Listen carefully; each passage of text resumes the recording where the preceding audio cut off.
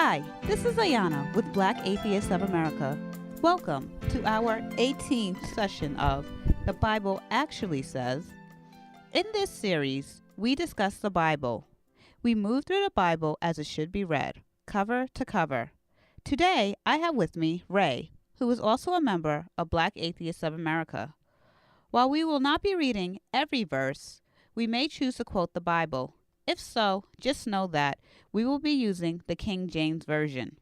We will start by recapping last week's show, then pick up where we ended off, and go through as many verses as time permits. I hope you enjoy the discussion. Please feel free to comment and subscribe. So episode 17, our last episode, was quite entertaining. Abraham was ordered by God to kill his son, Isaac, and he didn't seem to have a problem with it. He was going to go through with it, but at the last moment, he was advised not to go through with it by an angel. We also, unfortunately, came to a point where Abraham's wife, Sarah, after all the torture in her life, was unfortunately died. And he buries her for some reason outside of his city. He goes to another city and demands basically a space for him to be able to bury his wife. So now we're moving into chapter 24, where Abraham decides to order his head servant to go out to a place called, I think, Nahor. That's where his brother owns this big spot or something, and get a wife for his son Isaac. The head servant now is at the place, and he's talking to God to tell God how this whole thing is supposed to be set up so he doesn't come back with the wrong girl. And we're going to pick up from verse 14, which was the last verse we read in episode 17.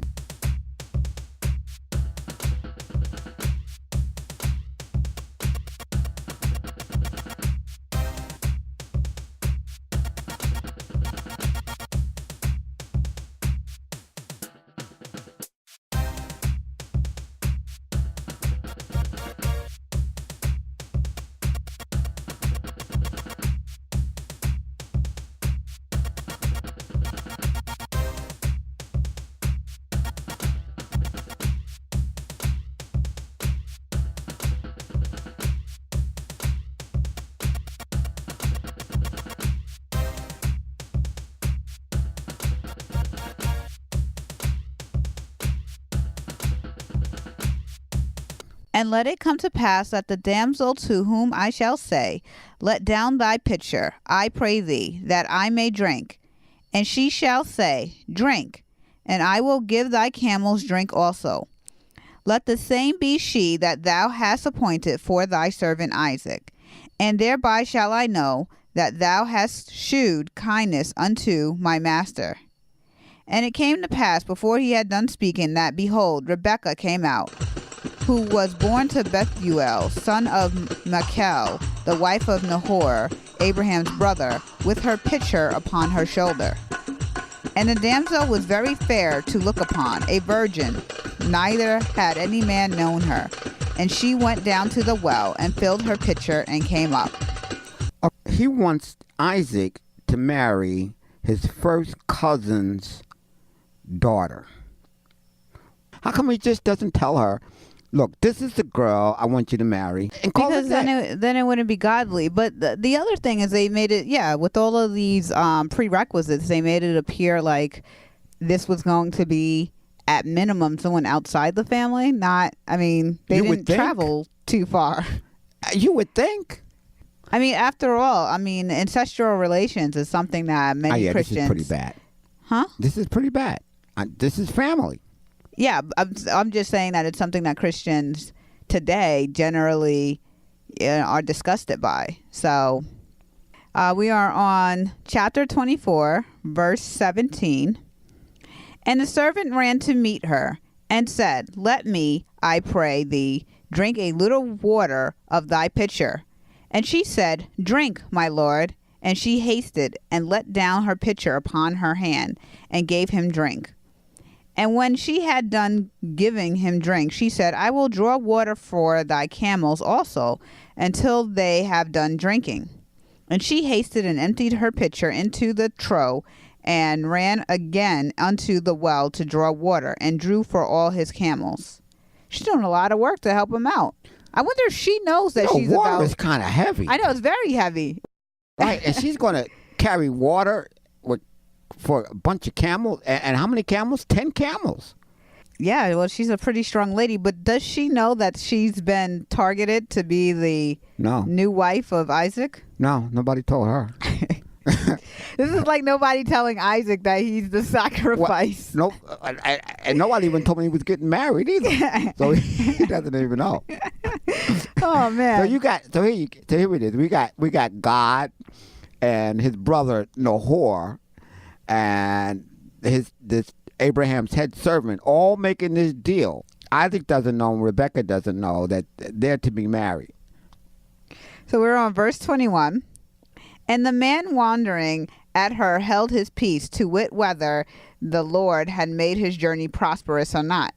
So now he's like, is this the one? And it came to pass, as the camels had done drinking, that the man took a golden earring of half a shekel weight, and 2 bracelets for her hands of 10 shekels weight of gold, and said, Whose daughter art thou? Tell me, I pray thee, is there room in thy father's house for us to lodge in? Well, he's got a lot of damn nerve, don't you think? Would your dad mind if me and you just like moved into his house? And she said unto him, I am the daughter of Bethuel, the son of Michal, which she bare unto Nahor. She said, moreover unto him, we have both straw and provender enough, and room to lodge in. And the man bowed down his head and worshipped the Lord. So she gives him the opportunity. She tells him, hey, there's enough room here. And he thinks God, or he thinks the Lord. Yeah, of course. Who else would you think? Not the guy who's giving you the property. Not the doctor who's healing you in the hospital. Not the guy who loaned you some money. No, you just thank the Lord. What's worse with the hospital is when people denounce science. Oh, yeah. They're like, oh, well, not only am I not going to thank the doctor, but I'm going to denounce science. As they're taking the medicine that the doctor gave them. Exactly. Unbelievable. And he said, Blessed be the Lord God of my master Abraham, who hath not left destitute my master of his mercy and his truth. I being in the way, the Lord led me to the house of my master's brethren. And the damsels ran and told them of her mother's house these things. And Rebekah had a brother, and his name was Laban. And Laban ran out unto the man unto the well. So I'm guessing that at this point, Rebekah does know, and she ran and told her mother that this guy was going to stay at the house. Well, apparently, according to this story, that's all she knew. It doesn't say what she said to her mother.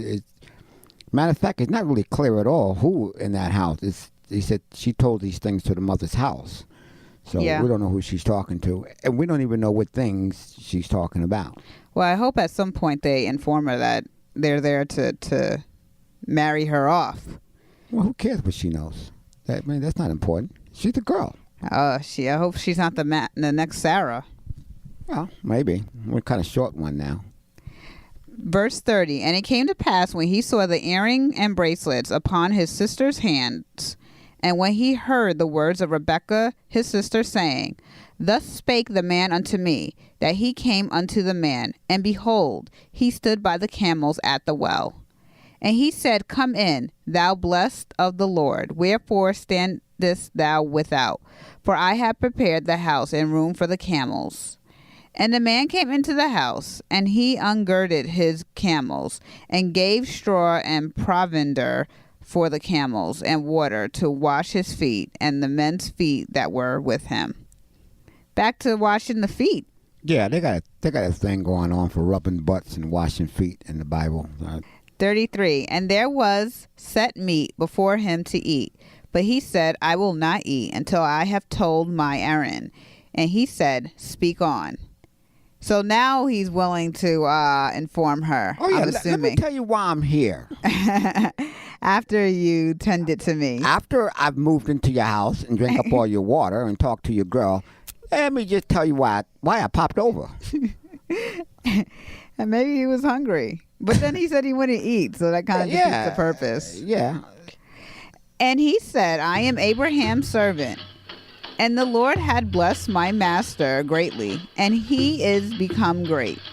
And he hath given him flocks and herds, and silver and gold, and men servants and maid servants, and camels and asses. And Sarah, my master's wife, bare a son to my master when she was old, and unto him hath he given all that he hath. And my master made me swear, saying, Thou shalt not take a wife to my son of the daughters of the Canaanites, in whose land I dwell. But thou shalt go unto my father's house and to my kindred, and take a wife unto my son. So he's doing a pretty good job of explaining how this whole thing went down, I would have to say. I mean, you could have just chopped off the last chapter and put it in here, which is probably how they wrote it. Yeah, I would think so as well. And I said unto my master, Peradventure the woman will not follow me. And he said unto me, The Lord, before whom I walk, will send his angel with thee, and prosper thy way, and thou shalt take a wife for my son of my kindred and of my father's house. There should be an angel in here somewhere, right? Yeah, but I like how he's prefacing this. He's like, look, I already said what happens if you won't follow me. And they said that this is going to happen. So he's kind of letting her know, please follow me. Or yeah, but my concern is, what happened to the angel? The angel should have been talking to the dad like a long time ago. But they always do this. They don't make themselves visible, or they don't manifest themselves. They always make this 10 times harder than it needs to be. I mean, even this whole situation, like we said before, they don't need to, the girl had to have a pitcher of water. She had to go through all this nonsense. And then she finds out that she's going to be, unfortunately, forced into marriage. So far, she hasn't found that out yet. No, he's still trying to explain it. But I get he almost sounds a little nervous. Like, look, I already told them there might be a chance that you won't come with me. But then they said, no, you'll be good. Yeah, and I'm just a servant, so. Yeah. So, yeah. So and then he kind of paints Abraham like a sugar daddy almost. Even though that's not the guy. He's like, yeah, well, this man is loaded. Yeah. He's got plenty of dough. So anyway, 41. Then shalt thou be clear from this my oath, when thou comest to my kindred, and if they give not thee one, thou shalt be clear from my oath. And I came this day unto the well, and said, O Lord God of my master Abraham, if now thou do prosper my way which I go, behold, I stand by the well of water, and it shall come to pass that when the virgin cometh forth to draw water, and I say to her, give me, I pray thee, a little water of thy pitcher to drink. So he's like, everything's going to plan. Yeah, I told the Lord that this was going to go down this way, and the Lord said, cool. And it's so far it kind of went down that way. So I'm assuming you don't have any objections to me just like grabbing your daughter and taking her like, a few miles away to marry this other guy who you don't know. Yeah, but why couldn't it be something outrageous, like she's going to turn into a frog? I mean, so that I mean... Yeah, they could have just wrote it down. I mean, that's how normal people do things. They say, go to this town, find this girl Rebecca, right? And it would have been so simple. But even if they wanted to play this game, why couldn't something crazy happen? I mean, the drinking of the water, the pitcher, I mean, that's just too common. There's too many people that can fit that description. And she said to me, both drink thou, and I will also draw for thy camels. Let the same be the woman whom the Lord hath appointed out for my master's son. He's like, please let this be the girl. Yeah. I'm in the middle here. I'm not getting anything out of it. I'm not even getting paid. Exactly. I'm carrying around all this money. I got 10 camels on my back. Now I got to spend the night in this stranger's house and pick up this girl. I really just want out of this deal. So we are on verse 45. And before I had done speaking in my heart, behold, Rebekah came forth with her pitcher on her shoulder, and she went down unto the well and drew water. And I said unto her, let me drink, I pray thee. But again, to me, that is not so obscure of a event that this pins this woman down as the one that has to marry Isaac. Yeah, this does seem kind of... It really could have been any girl. Yeah, that happened to have water. And she made haste and let down her pitcher from her shoulder and said, drink, and I will give thy camels drink also. So I drank, and she made the camels drink also. And I asked her and said, whose daughter art thou? And she said, the daughter of Bethuel, Nahor's son, whom Michal bare unto him. And I put the earrings upon her face and the bracelets upon her hands. So what she's like, hey, thanks, guy. Yeah, thanks for the free jewelry. Yeah. Little does she know. Well, okay, well, I guess this should be a lesson to all of us. If some strange guy comes up to you and starts giving you jewelry, be a little suspicious. Just a little, you know. And I bowed down my head and worshipped the Lord and blessed the Lord God of my master Abraham, which had led me in the right way to take my master's brother's daughter unto his son. So now he has the power to bless the Lord, or I don't even get that. I don't get that. see, he worshiped the Lord and then he blessed the same Lord. Because Like I thought bless talk. was like a supernatural power. Bless is... I have no idea what bless means. Well, it keeps changing, but it was something that was almost exclusive. Well, it wasn't totally No, it was exclusive. never. It was never this. Every time the word comes up, it means something else. Yeah. Well, the events, it had a different event each time tied to it. But I don't know. I don't get that line. So now the servant, and it's a servant. It's not like Abraham even had it. No, apparently anybody can bless anybody. Exactly, because that's the ultimate blessing. Yeah. Blessing the Lord. Yeah, that's what it looks like. Anybody can bless anybody. So we are on verse 49. And now if ye will deal kindly and truly with my master, tell me. And if not, tell me, that I may return to the right hand or to the left. In other words, look, I don't really care what the hell you do. I want to get out of this. I just want to get out of this thing, right? So I don't really care. Just let me know. Is it yay or is it nay? She coming with me? She ain't coming with me? Yeah. That's what I want to know. Then Laban and Bethuel answered and said, the thing proceeded from the Lord. We cannot speak unto thee bad or good. Behold, Rebekah is before thee. Take her and go, and let her be thy master's son's wife, and the Lord hath spoken. So she didn't even get a say in this. No. The brother and the father said, take her. She didn't get no say. Nobody asked her. I mean, I'm sure she would be kind of curious, like, who is this guy Isaac? You know, that's kind of dangerous for a girl. I mean, you're standing there, you're doing your regular chores, and somebody just comes up and says, okay, let's go. Yeah. And she probably pissed. She gave him his camel's water. She's like, yeah, I know.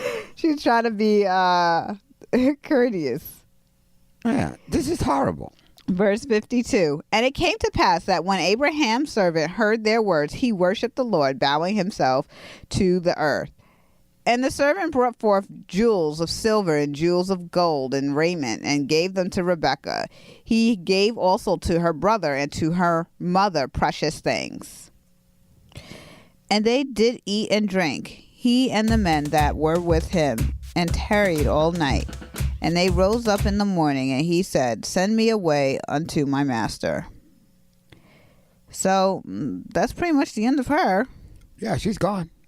She's gone. They don't seem to care. This ties right into the slavery days, you know, when they used to sell the children and the parents couldn't do anything about it. This is where they get it from. It says right here in the Bible that's cool. You know, 55. And her brother and her mother said, let the damsel abide with us a few days, at the least 10. After that she shall go. So I guess they want some type of parting. Well, they seem to care somewhat. Well, I don't know. I don't like these parents. And he said unto them, Hinder me not, seeing the Lord hath prospered my way. Send me away that I may go to my master. I ain't waiting. And they said, We will call the damsel and inquire at her mouth. And they called Rebekah and said unto her, Wilt thou go with this man? And she said, I will go. I don't think she had much choice. Yeah. I mean, he wasn't willing to wait. She could stay a couple of days. I mean, he's like, let's go right now. Yeah. You know. And they sent away Rebekah, their sister, and her nurse, and Abraham's servant, and his men. Her nurse? She has a nurse? I guess. I don't know. I would look for another job. I'm sorry. I was like, okay, look, I can't work here no more. And they blessed Rebekah and said unto her, Thou art our sister, be thou the mother of thousands of millions, and let thy seed possess the gate of those which hate them. So who's they? Who blessed Rebekah? The family? And they blessed Rebekah and said unto her, Thou art our sister. Wait a minute. She only had one brother. Okay, now it's an hour. Okay, they do stuff like that. Be thou the mother of thousands of millions. But remember, that's how many kids Abraham's supposed to have, right? Yeah, but Abraham only had 2. How do we get to thousands of millions? We don't even have that many people on the planet today. We got 7 billion people? That's not thousands of millions, is it?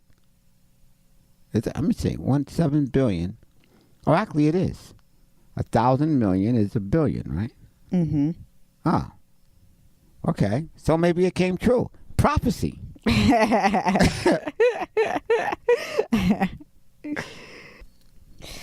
And Rebekah arose, and her damsels, and they rode upon the camels, and they followed the man, and the servant took Rebekah, and went his way. And Isaac came from the way of the well, Lahairoi, for he dwelt in the south country.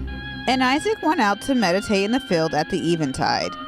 And he lifted up his eyes, and saw, and behold, the camels were coming. And Rebekah lifted up her eyes, and when she saw Isaac, she lighted off the camel. For she had said unto the servant, What man is this that walketh in the field to meet us? And the servant had said, It is my master. Therefore she took a veil and covered herself. Why would she do that? I don't know, because she's crazy. I mean, you would think she would take a veil off, right? She would say, hey, I'm the girl here. Look, this is what I look like if she had a veil. But so she doesn't wear this veil for the whole trip. And then he comes out and says, okay, that's the guy right there. And then she says, okay, I don't want him to see me. Okay, I mean, it makes no sense. Verse 66. And the servant told Isaac all things that he had done. And Isaac... I hope he didn't tell him the story the way he's been telling it. Isaac probably would have been pulling his hair out. No, I think Isaac probably needed to hear it. I mean, we still don't know that Isaac knows that he's about to be married. And we are on the last verse. And Isaac brought her into his mother Sarah's tent and took Rebekah, and she became his wife. And he loved her. And Isaac was comforted after his mother's death. Well, that's not a good sign. Well, mom's is dead, but I got this other girl, and okay, it's all right. Yeah, she's coming into, I mean, that is a heavy situation to come into.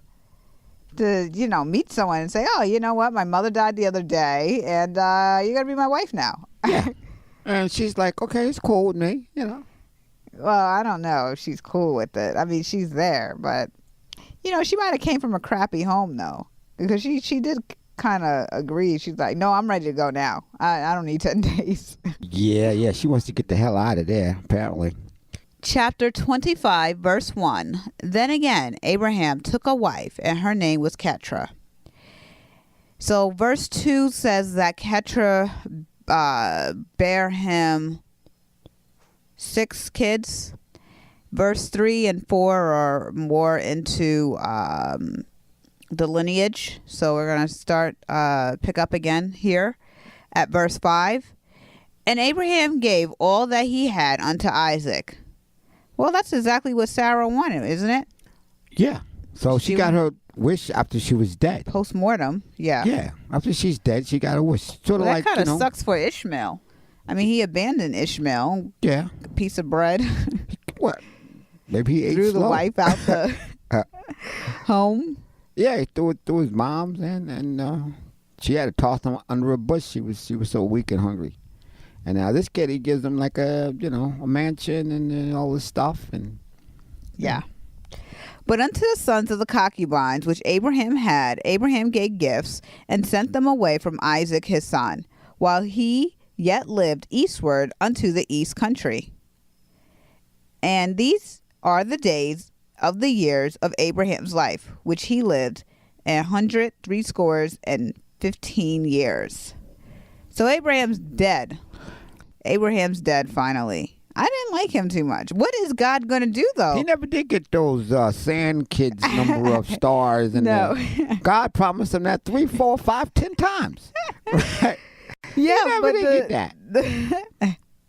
The thing about this is, who's going to be the new the supplier? Oh, I'm sure God will find somebody. I mean, God is not going to go without his drugs. That's just not going to happen. Then Abraham gave up the ghost and died in a good old age, an old man and full of years, and was gathered to his people. Verse 9. And his sons, Isaac and Ishmael, buried him in the cave of Machpelah in the field of Ephron, the son of Zohar, the Hittite, which is before Mamre. This really sucks for Ishmael. Yeah. So Ishmael shows back up on the scene, finds out that his brothers got everything, got the loot, everything. Both of his parents are dead. His son's got a new wife. He doesn't apparently have a new wife. And now he has to participate in burying his deadbeat dad who threw him out of the house when he was a child. What happened to his moms? But they don't talk about it. Probably dead.